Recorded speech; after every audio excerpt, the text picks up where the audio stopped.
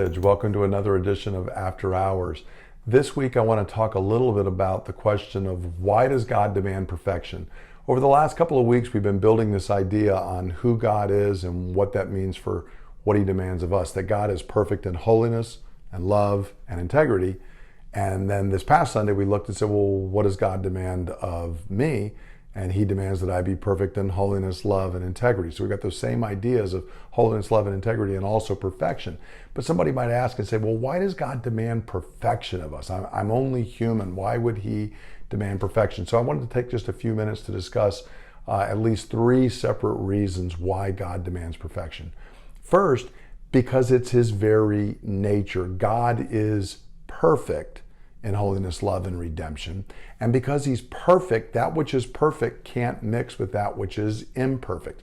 If you think of, like when they make computer parts or something in a very clean room, if you bring some impurity in, everything in the room is now impure. Everything has been contaminated. By definition, that which is perfect, to come into contact with that which is imperfect, contaminates it. And so because God's very nature is perfection, he cannot abide imperfection. And furthermore, he stamped this perfection on the entire cosmos, all of creation. When he made the entire universe, it was originally stamped with who he is. His fingerprint, as it were, was on it, which is a fingerprint of perfection. And that leads to the second reason, which is that we, in our original nature, were perfect. We were made to be perfect. Not only is God perfect, but he created us to be perfect. We were made in the image of God. And because we are in God's image, we were originally perfect in holiness, love, and integrity. And we were able to walk that way. It was fully within our grasp to live in perfection in holiness, love, and integrity, because in fact, that is how we were designed. It was possible for us to do it. Now, of course, you may say, well, that was before the fall. And that is true. And since the fall, we cannot live in perfection. Even as a Christian, I cannot live in perfection. But the demand is still there because it's the way God is and the way he made us. And also because God knows, since that's how we were designed, that's where true joy and fulfillment is found for us. We can't find joy and fulfillment apart from holiness, love, and integrity because it's the very way we were made. So even though we've fallen, even though we no longer can completely fulfill our design, the design is still there.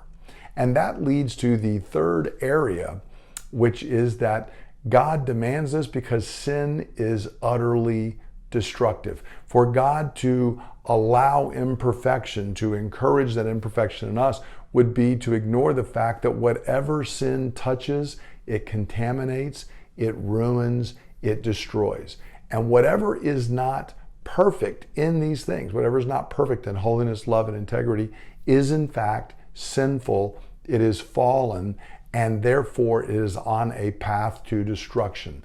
And if you read in the early chapters of Scripture where sin originally occurs, where we fall down from that perfection, you see how quickly sin spreads within the individual people and across the race, so that we see that Adam and Eve immediately turn on one another. They hide from God.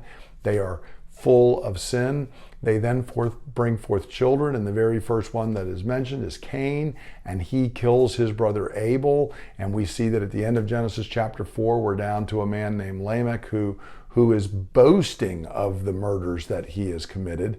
And then in chapter 5, we see how that leads to sin leading to death to everyone. Everyone died. The point of Genesis chapter 5 is, and he died, and he died. Every single person dies because that's what sin does. So a God who is perfect in holiness, love, and integrity wants what is best for us. And what is best for us is not sin, but rather perfection.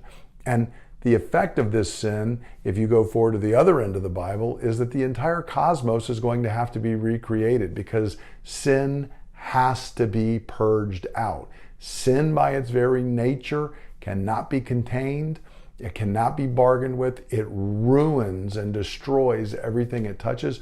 So God is going to have to remove it. So for all of these reasons, God's very nature, our nature and the way we were made, and the nature of sin, all of this means that of course God demands perfection of us, because anything else would be to wish for our destruction.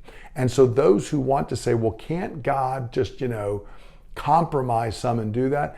That shows again an utterly deficient view of who God is and actually who we are, and an utterly deficient view of what sin is. It misunderstands the entire nature of the cosmos, really, to think that it could be any other way. And so we need to embrace and understand, because of who God is, that has demands on who you and I are, but it's actually for our good. So I hope this helps you as you're thinking through this, and also as you're talking with your friends who may have these questions. I encourage you to keep reaching out and sharing with them the good news of who Jesus is and how he has met this demand for perfection for us. Hope you have a great week, and I look forward to worshiping again this Sunday. God bless.